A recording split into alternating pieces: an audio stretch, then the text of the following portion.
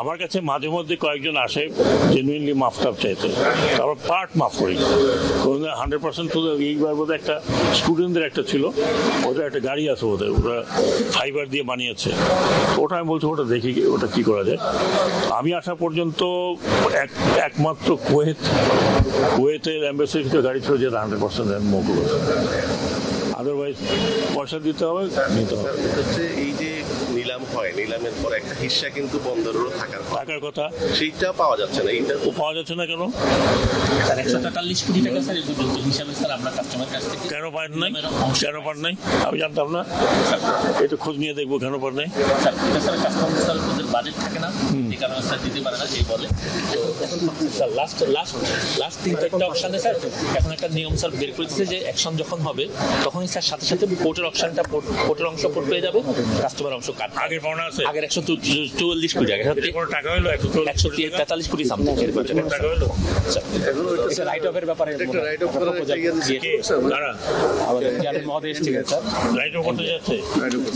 আমাদের ফোকাসের জায়গা হচ্ছে আমাদের পোর্টের অ্যাক্টিভিটি অনেক বেড়েছে, গত কয়েক মাসে আরো বেড়েছে, আপনারা ভালো করে দেখেছেন।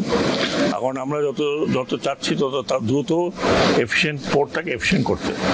এখানে শুধু আমাদের না, ইন্টারন্যাশনাল চোখও কিন্তু চট্টগ্রাম বন্দরের উপর আছে, বিকজ কত এফিসিয়েন্ট আমরা। আপনাদের একটাই তো প্রাইম বন্দর, 4টা-5টা হলে একটা কথা ছিল। এইখানে আমি প্রথম যখন আসলাম 3 মাস আগে যা দেখলাম মোটামুটি সেই অবস্থাতেই আছে, কিছু হয়তো কমেছে, কিছু অপশন করেছে, but this is not the speed. এই স্পিডে করলে আরো 3 বছর এগুলো হবে না। এখন আমি এনবিআরকে যেটা অনুরোধ করেছি যে যত তাড়াতাড়ি সম্ভব করেন। ওনারা আমাকে 28 তারিখ সময় দিয়েছে, যে 28 তারিখের মধ্যে ওই যে পুরোনো যেই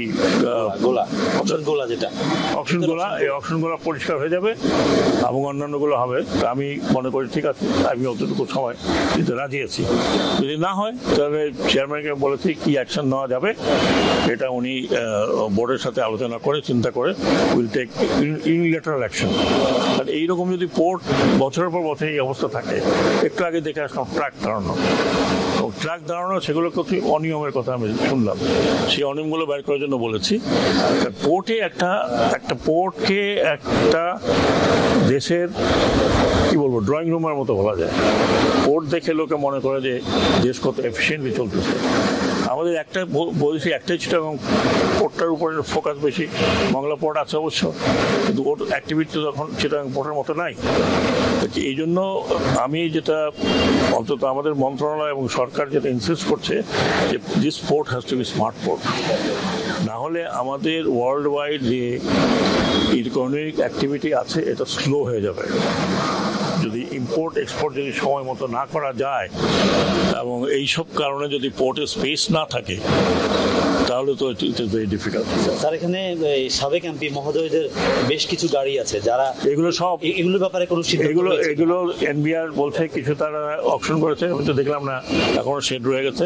সব বলছে 28 ফেব্রুয়ারির মধ্যে, আপনি নোট করে রাখেন, 28 ফেব্রুয়ারির মধ্যে ওনারা এই সব অকশন দিয়ে নিলাম করে বিক্রি করে দেবে। একবার নাকি করেছে, পয়সা কম মানে ওঠে নাই, এইবার আরেকবার নাকি করবেন। কবে করবেন?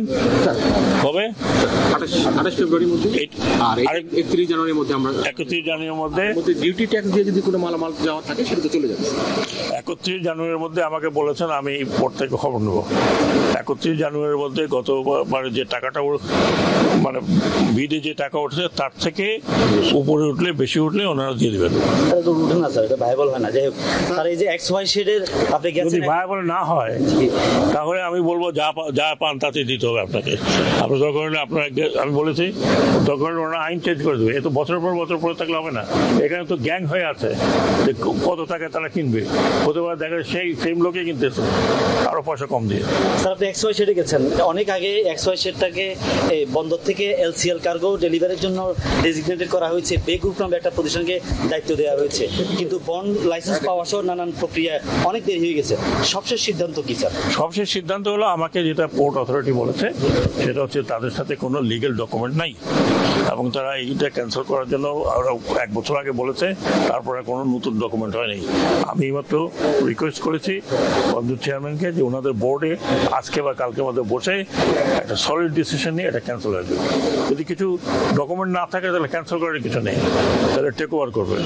আর যদি কোনো বন্ডেজ বা কোনো কিছু থাকে তাহলে ওগুলো ক্যান্সেল করে দেবে।